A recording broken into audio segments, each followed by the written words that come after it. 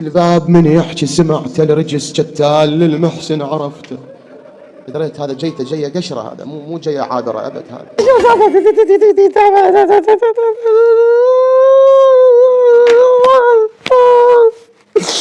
لقيت انا هشت انا كمل القصه. وصلت للباب لكن ما فتحته عصرني وكسر ضلوعي بعصرته.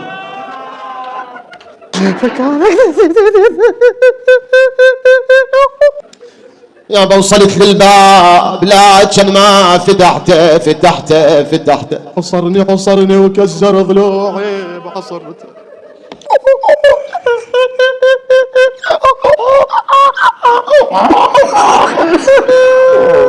يابا عصرني وكسر ضلوعي بعصرته. يا خايب ليش للمحسن قتلته، والله يا خايب ليش للمحسن قتلته. فعندما جاءوا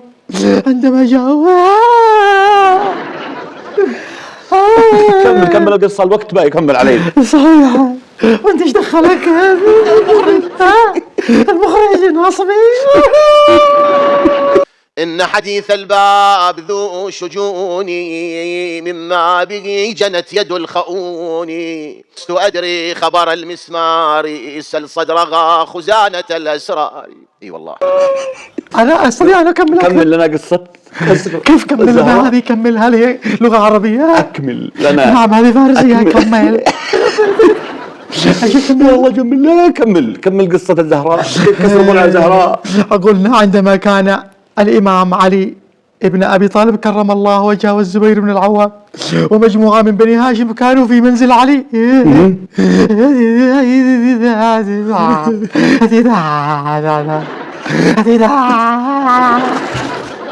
فقالوا عندما جاء خلافة أبو بكر أرادوا أن يبايعهم بالصميل بالقوة. ما هو بالصميل؟ كما يقول اليمنيين بالقوة بالصميل، لأن عندهم صميل يجي هكذا مدبدب من هنا يسمى صميل. الله لا وراك، لا وقعت لك ضربة. فكان أن جاءه عمر بن الخطاب وأبو بكر يريدونه أن يبايع. عندما جاءوا أرسلوا عساكرهم إلى بيت الإمام علي كرم الله وجهه فدقدقوا الباب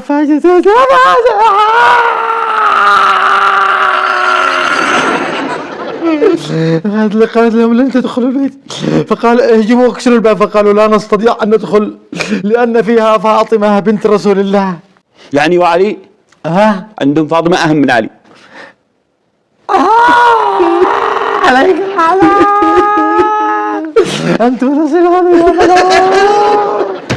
فعندما جاء الجنود ذهبوا إلى أمير المؤمنين جل جاء عمر بن الخطاب فقال افتحي. ما ضبط الباب أي ركل الباب، فحتى أنها عندما أرادت أن تتحجب دخل المسمار في سطرها وأسقط جنينها فقالت ومحمد وين علي؟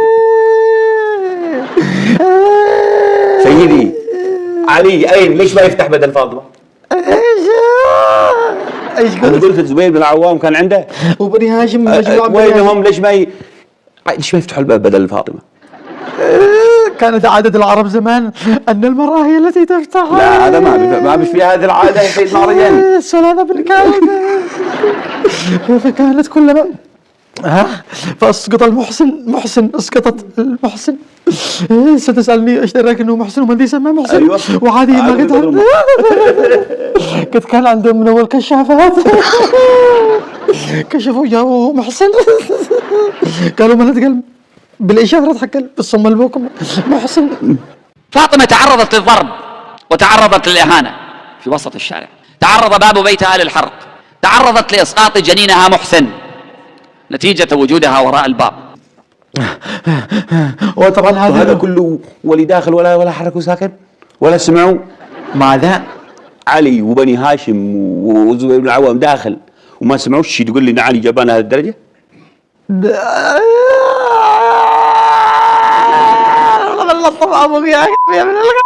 علي بن أبي طالب لما درب هذا الضلع المكسور قال للعمار 10 أيام لا يدخل علي أحد عمار، أو لأسماء العفو، قال لها اسمع 10 أيام لا يدخل علي أحد. قالت له ولم يا أمير المؤمنين؟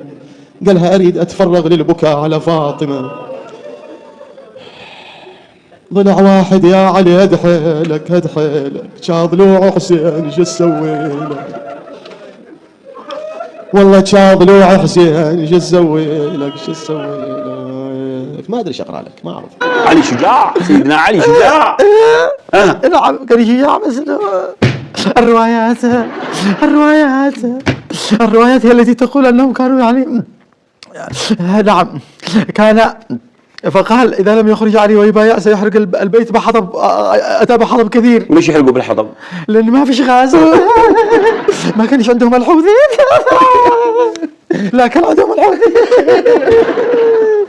الرأي حتى هذه طلعت.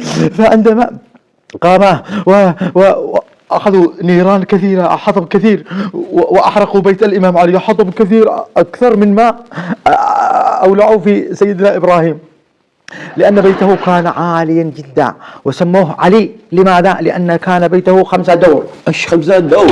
6 دور. سيدي مهرجاني 7 بالعقل المشاهدين 8 دور. أكثر كان بالمخرج في الطيرة ماله. الطيرة ماله. كان أكثر بيت دور واحد.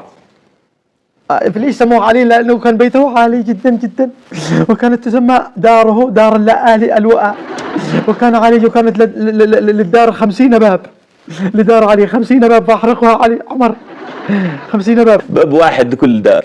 من أنت أتيت بهذا؟ ليش اليوم؟ هذه في الروايات. طيب وأنت قاعد معك عقل ومنطق؟ هي رواياتنا هكذا كلها يا لغية، هي رواياتنا هكذا. كيف لا تكون تدخل في تتعمق؟ أنت حين أنت ابن أختي كنت تشتغل معاه. طيب تمام، بس للحين هذا يضركم أنتم وفكرتكم أنتم. علي الشجاع، علي اللي كان يقتل 1000 ويستأثر 1000، وين هو الآن؟ المهم والزهراء طلعت من غرفتها على المسجد، خلصت أمير المؤمنين من القوم ورجعته للبيت. مسافة يعني ما طولت 5 دقائق 4 دقائق، العملية كلها 4 دقائق 5 دقائق، رجعته ورجعت. هذا الطريق خلى الزهراء تقول صبت علي مصائب لو أنها صبت على الأيام شنو؟ صرنا ليالي. ما بتنظرش إلى بعيد إنها تكون ضركم؟ عادي إذا تشوه الإمام علي عادي، لكننا رواياتنا لا يجوز أن نكذبها. طيب أنتم بتستندوا إلى تأليه علي، هل كان يعلم الغيب؟ يعلم الغيب وما عرفش قبل ما يجوا ويكسروا ضلع فاطمة؟ إلا كان يعلم. طيب وليش ما يقوم؟ كيف؟ ايش دراني انا على شكلك؟ اجوا جماعة مجهزين بالسلاح وأعداد هائلة وجايبين حطب ويريدون اختراق البيت، وقفت لهم الزهراء، فاختيارها لتقف على الباب اختيار دقيق يا جماعة. وهل كانت فاطمة تعلم الغيب؟ ها؟ هل كانت فاطمة تعلم الغيب؟ ايش؟ فاطمة هل كانت تعلم الغيب؟ هذا سؤال صح، خليني اجاوبه. نعم كانت تعلم الغيب، فهي من المعصومات. دخل أمير المؤمنين على فاطمة، قالت له: أبا الحسن تعال لأحدثك بما كان وما يكون وما لا يكون، وما هو كائن وما لا يكون إلى يوم القيامة. يعني الأمور التي حدثت في السابق، والأمور التي تجري وتحدث، والأمور التي ستقع إلى يوم القيامة، وما لا يكون. أنت تسأل لماذا لم يقم الإمام علي؟ أيوة، هذا هو الناس ويدافع عن زوجته. أيوة نعم، هذا سؤال وجيه. الشهامة والعروبة والرجولة أنه يقوم يدافع على زوجته. نعم. لكن الإمام علي كانت لديه وصية. ما هي الوصية؟ لا تفعل مشاكل يا علي. لا يفعل مشاكل. من الرسول قال له لا تفعل مشاكل يا علي. طيب هذا قد جد له فوقه لداره، ما هيش مشكلة. أسئلتك بنتك ما هيش مشكلة هذا. وفي الأديان كلها وفي العادات والتقاليد وفي القوانين كلها هو أنه يجوز الدفاع عن نفسه وماله وبيته حتى لو مات. يقول والله. طيب أنت قلت إنه ما هوش حق مشاكل؟ نعم، هو قال لها الرسول قال لا تفعل مشاكل. طيب ليش ما صار بايع ويسمى المشكلة الكبيرة الذي لها هذا الحين إذا كان على كلامكم؟ ليش ما قد يصير بايع ويسمى المشكلة حال الإسلام والمسلمين لليوم؟ هو مع وصية إنه ما يفعلش مشاكل. ما دمنا قد دخلنا في موضوع الوصية، ليش ما كان الحين الوصية معه إنه ما يفعلش مشاكل، ولا الوصية إنه معه ولاية؟ ما هو وصية بأن الوصية له بالخلافة. أيوة. وصية ثانية إنه ما يفعل مشاكل. طيب وليش ما يتمسك بالخلافة؟ مع وصية ثالثة. وين؟ لا تدافع عن الخلافة ولا تلحق بعدها.